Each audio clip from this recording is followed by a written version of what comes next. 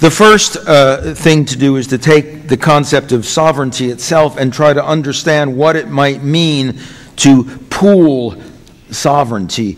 Some people would say that's an oxymoron. To pool sovereignty is to rob it of its very essence, which is the borders around it. Nonetheless, we know in Europe and some other regional institutions, pooled sovereignty has become a reality. And I would suggest that looking at regional associations, not just in Europe, but in Latin America and Africa and elsewhere, is a very productive project for us. The African Union in Latin America and Asia, other forms of local regional associations, which look at the pooling of sovereignty is interesting. One interesting fact is that when you pool sovereignty, what I've noticed is that sovereignty melts.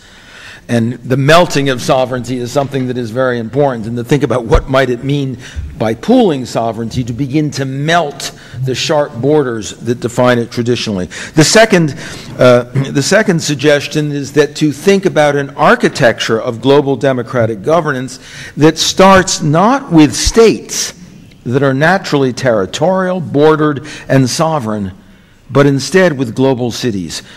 Global cities are naturally networked, rooted in transportation, communication.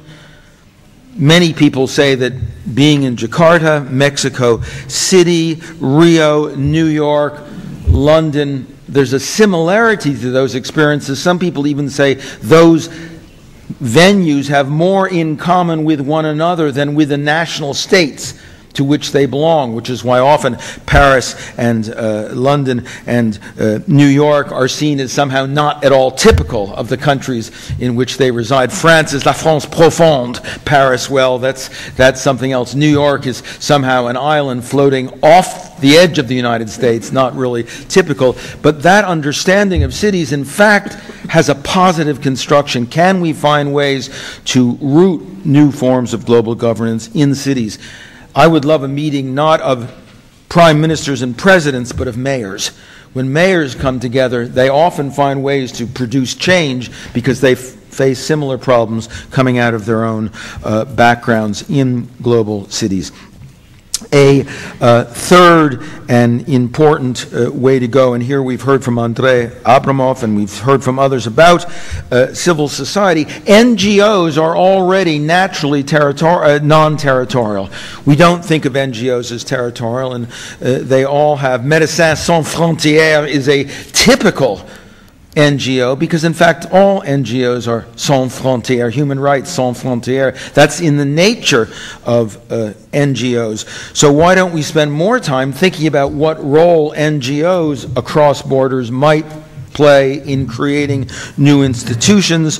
I've talked to some friends even about the idea of a global civic parliament of NGOs. Civicus already has an annual global meeting. Civitas does that. There are a number of organizations that have global meetings, but why not institutionalize it in a global parliament of NGOs? Will it be perfectly representative? Of course not. But will it begin to represent entities that are already without borders and transnational? Yes, it will, and that may give it some traction in making us think a little differently. I'm moving right through these things. By the way, there are a couple of interesting organizations, NGOs around 350.org, which is an organization which on Monday, October 24th, will have a day of celebration around trying to maintain the 350 per million particles of carbon emissions is one organization that's like that. The fourth suggestion I want to look at is the internationalization of civic education. Every country in the world does civic education, but it's civic education for its national sovereign country. French civic education, American civic education, Indonesian civic education. If we can find ways to create a curriculum of interdependence and internationalism inside of national civic education programs, that would be a powerful way for young people to begin to incorporate the idea of global citizenship alongside of their national and local citizenship. Fifth issue, we talked yesterday about religion. We were just joined by His Eminence. In fact, we know that religions have an ecumenical character that cross borders. One of the great things about Islam is that, in fact, Islam is a global religion. So is Christianity, so is Judaism. They are global religions. They don't stop at the territory of a nation state. So looking at forms of religious dialogue across borders is another strong way to create that ambience. Sixth suggestion here is that we also look at the internet. It's the World Wide Web. It's not the Torino web or the Italian web or the European web or the American web.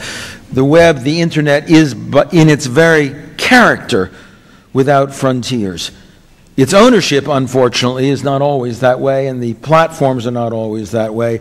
But the reality of the web is the possibility of cross-border forms of affirmation. Social networks are very popular with young people. Some people argue that social networks separate us rather than join us, but they can be transformed. The architecture of the web is person to person, is lateral, and that's what local democracy is about. The next thing I think we need to think about is the principle of confederation. I think when we look at the world and the idea of world government, we think about either federal or centralized government, but in fact the first government of my country was the Articles of Confederation that left a lot of power locally. Clearly, when we think about global governance, we need to think in confederal terms, not the federal terms of Europe, but the confederal, weak terms that allow some central power in relevant areas.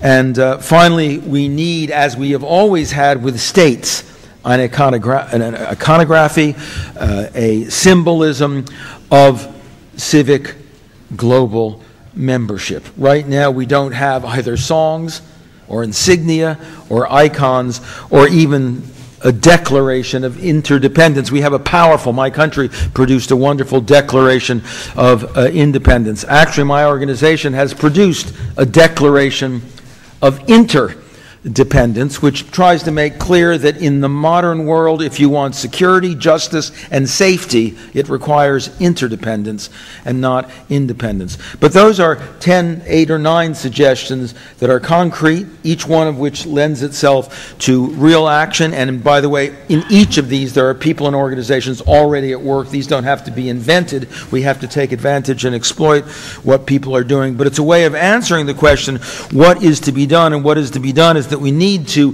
globalize democracy or democratize globalization through bottom-up civil society institutions as a foundation, eventually, for genuine forms of political global government. Thank you.